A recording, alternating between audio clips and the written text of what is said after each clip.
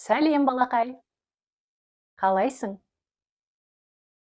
Бүгін менің көмекшім Микки саған өзінің басынан кешкендері жайлы әңгімелеп бермекші. Тыңдауға дайынсың ғой? Жақсы. Онда ертегімізді бастайық. Ертеде балақай бір қызықты кейіпкер өмір сүріпті. Ол қызықты кейіпкер Микки тышқан еді. Ол кішкентай болса да өте ақылды және көңілді болатын. Микки болса орманда серуендегенді ұнатады екен. Әр серуенінде ол өзіне достар тауып, күнін көңілді өткізетін. Бір күні ол тағы да орманда серуендеп келе жатады. Құстардың әнін тыңдап, гүлдерді иіскеп келе жатса, бір жылаған дыбысты естиді. Ол болса, бұл кім болды екен деп құлағын түріп, дыбыс шыққан жақты іздей бастайды. Сөйтсе, қалың шөптің арасында құлағы салбырап, қоян көз жасын сүртіп отыр екен. Сәлем, қоян, сен неге жылап отырсың? Мен сүйікті ойыншығым кішкентай допты жоғалтып алдым. Онсыз көңілім орнына түспей тұр. Уайымдама, досым, мен саған көмектесемін. Біз допты міндетті түрде табамыз.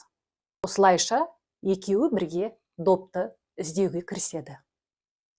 Жолда келе жатып, ең бірінші жалқау тиінге кезігеді. Ол жалқау тиін ағаштың көлеңкесінде жатып алып, «Тиін, досым, сен осы маңнан кішкентай допты көрдің бе?» «Жоқ, көрмедім.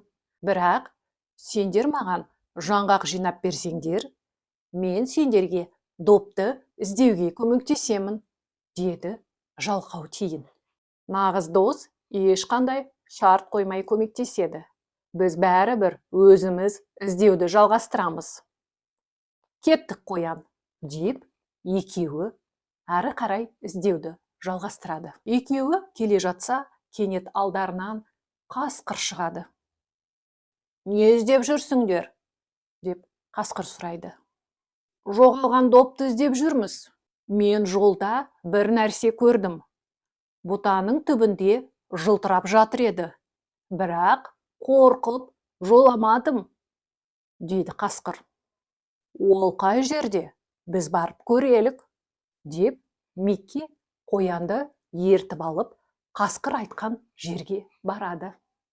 Барса, кішкентай доп расымен де ағаштың түбінде жатыр екен. Қоян болса, қуаныштан секіріп, «Ура! Бұл менің ойыншығым табылды!» деп айқайлайды. Көрдің бе, достым?